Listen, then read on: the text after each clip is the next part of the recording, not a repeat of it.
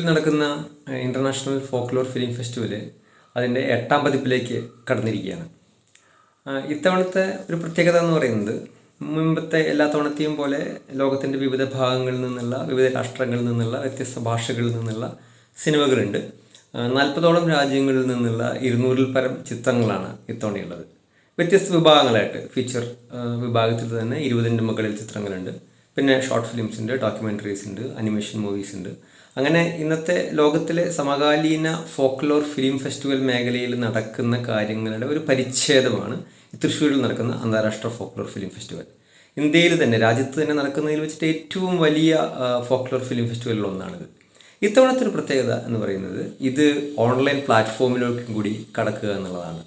ഇതിനു മുൻപ് തൃശ്ശൂരിൽ നടക്കുന്ന ഫിസിക്കൽ സ്ക്രീനിങ്ങിൽ മാത്രമേ ആളുകൾക്ക് പങ്കെടുക്കാൻ കഴിയുമായിരുന്നുവെങ്കിൽ ഇത്തവണ എല്ലാ ഡെലിഗേറ്റ്സിനും ഓൺലൈനിൽ കൂടെ ജനുവരി 10 മുതൽ ഫെബ്രുവരി അവസാനം വരെ ഈ സിനിമകൾ കാണുന്നതിനുള്ള ഒരവസരമുണ്ട് എന്നുള്ളതാണ്.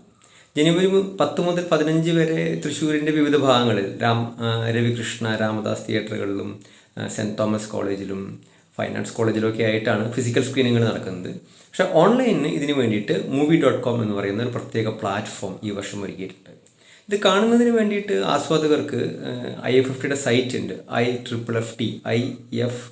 IFFT.in എന്നുള്ള സൈറ്റിൽ ലോഗിൻ ചെയ്ത് കഴിഞ്ഞാൽ, ആ സൈറ്റിൽ കയറി കഴിഞ്ഞാൽ ആ സൈറ്റിൽ ഡെലിഗേറ്റ് രജിസ്ട്രേഷൻ്റെ ഫോം ഉണ്ട്. ഒരു 2 മിനിറ്റിൽ പൂർത്തീകരിക്കാവുന്ന ഒരു ഡെലിഗേറ്റ് രജിസ്ട്രേഷനാണ് അതിലുള്ളത്.